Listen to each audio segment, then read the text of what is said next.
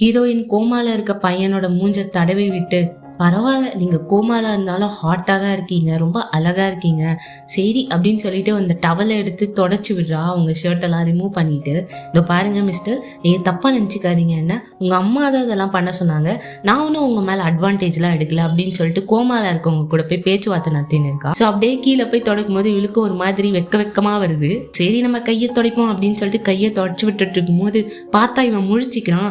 இவ பயந்துட்டு டாக்டர் அப்படின்னு சொல்லிட்டு அந்த துணியை அப்படியே மூஞ்சில போட்டு அப்படியே ஓடிடுறா. ஸோ டாக்டர்லாம் வந்து செக் பண்ணுறாரு. அவங்க அம்மாலாம் வந்துட்டு என்னப்பா சார்லி முழிச்சிட்டியா அப்படின்னு சொல்லிட்டு கேட்குறாங்க. ஸோ பாருங்க நீங்கள் கோமால இருந்தீங்க அப்படின்றதுனால தான் என் ஃபேமிலிக்காக ஒத்துக்கிட்டேன், இந்த மாதிரி ஓகே உங்களை கல்யாணம் பண்ணிக்கலாம் அப்படின்னு சொல்லிட்டு, இப்போ உங்களுக்கு வந்து வேணாம் இந்த கல்யாணம் அப்படின்னு சொன்னீங்கன்னா நம்ம இந்த கல்யாணத்தை நிறுத்திக்கலாம், எனக்கு ஒன்றும் பிரச்சனை இல்லை அப்படின்னு சொல்கிறா. ஆக்சுவலி உங்கள் அம்மாவுக்கு நாங்கள் ரொம்பவே கடமைப்பட்டிருக்கோம், ப்ளஸ் நீ ரொம்பவே கொடுமையை அனுபவிச்சிருக்காங்க, நீ கவலையே படாத, நான் உன்னை ப்ரொடெக்ட் பண்ணுவேன் எப்போவுமே, உனக்கு தேவையானது எது வேணா வாங்கிக்கோ, நீ சந்தோஷமா இரு.